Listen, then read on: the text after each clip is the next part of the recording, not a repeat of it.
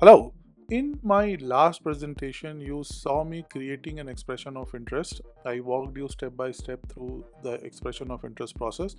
And while I was doing it, and based on some of the questions that people have asked me, I was thinking, what are the top 5 things that you as a candidate should have or should do even before starting an expression of interest? So I hope this will help you in getting prepared for expression of interest in a better way. Even though expression of interest is a free application, I would still don't like you to waste your time. So let's look into the expression of interest form, and then as I walk through the form, I'll talk about these 5 important things that is required. So first things first, expression of interest is a process on which I have prepared multiple presentations till now, so you can watch all of the presentations in my channel.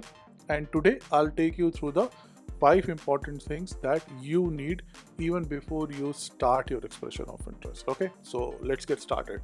You should be eligible for a Alberta PNP program. So as soon as you open up your expression of interest application, the first thing that is asks you to check is your eligibility. So obviously, even before you come to this particular form, you should have checked your eligibility. Alberta operates multiple streams for workers. This I have covered it in one of the earlier videos.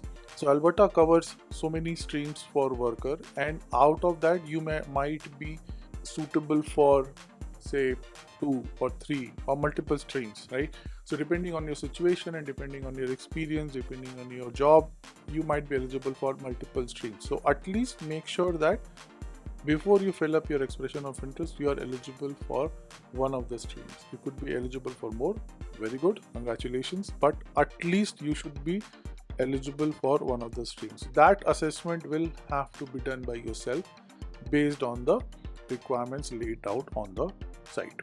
Okay, so that was the first important thing that you should do even before you start your expression of interest. Second, as you go down this particular form, you would see that there is a section for your express entry profile. Now, express entry profile is absolutely required. Like if you ask me, this step is not optional. If you are in the market for a Canadian PR, and Alberta PNP is an option or a pathway for you to get to Canadian PR, then make sure that you are taking full advantage of the express entry pool. Express entry is the federal government pathway for granting Canadian PR. If you are in the express entry pool, 3 more pathways open up for you in addition to the Alberta express entry stream. If you don't have an express entry profile, one of the pathways, in fact 4 of the pathways for Alberta express entry just goes away for you. So you could now only be eligible for say a AOS or a rural renewal. So make sure that you have your express entry profile. This does multiple things for you. As I said, it opens up federal pathways for you, plus it opens 4 additional pathways in your Alberta PNP system. So in my opinion, it's not an optional step. This is a mandatory step. So I hope that even before you start creating your expression of interest, you guys will create an express entry profile. Very, very important. Okay. Next, as I said, that if you are wholeheartedly interested in Alberta PNP and want to get qualified for one of the 4 streams of Alberta express entry, you should have an express entry profile. And this brings me to the point number 3, that before you start your expression of interest, make sure you have your ECA completed. If you are somebody who has education from outside Canada, ECA is mandatory. ECA stands for Educational Credential Assessment. There are multiple institutes and organizations from which you can get your ECA. World Education Services or WES is one of the most popular. Even I got my ECA done for me and my wife using WES. So I'm not promoting any particular service here.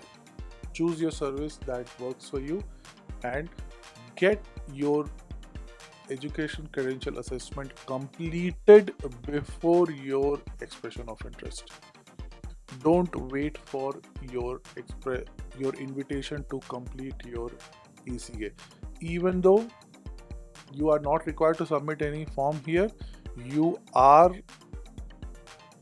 certifying that your ECA is completed when you are filling up this form. So legally you are required to give truthful information, and for that you should have your ECA in your hand before you create your expression of interest. Okay, and as I was saying, if you have created an express entry profile, then you already have your ECA with you, because for express entry ECA is mandatory.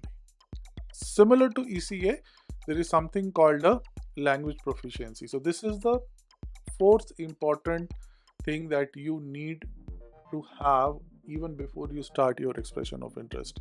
Have your CLB score ready for you. If you have your express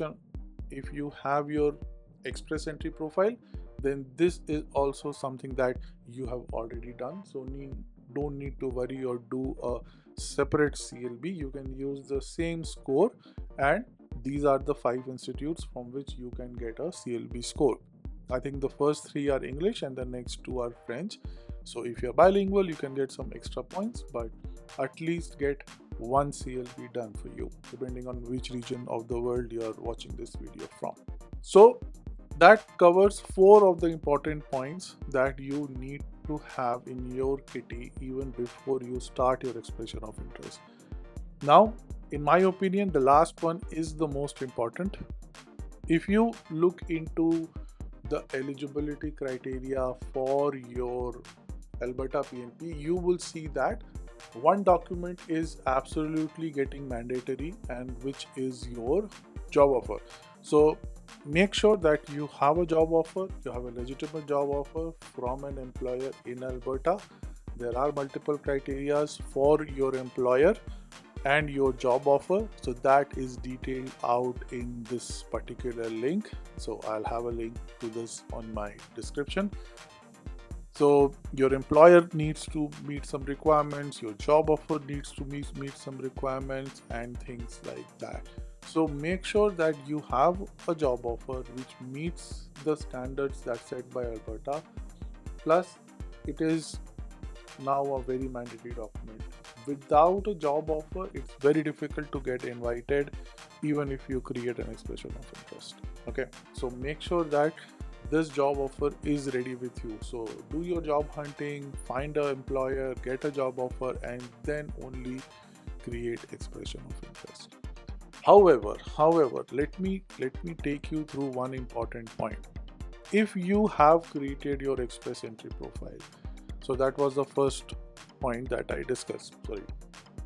The second point that I discussed was that you need to have your express entry profile. If you have your express entry profile and hence you qualify for Alberta express entry stream, and if you have indicated that Alberta is your preferred province, and you have some experience in the priority sectors such as construction, agriculture, and aviation, there is a very slim chance that you might get an invitation even without a job offer. But this window is a very small window, which I don't think many people will get lucky at.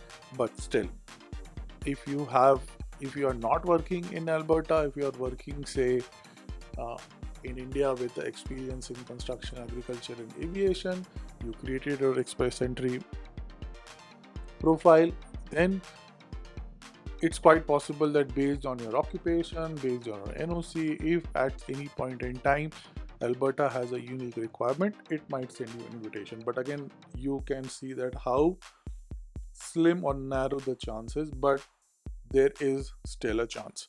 So this supports my overall conviction that every candidate who is applying for Alberta PNP should have his or her express entry profile also. Okay, so let's quickly summarize what are the 5 points that we need. Number 1, we need to make sure that we are eligible for one of the express entry one of the Alberta PNP programs.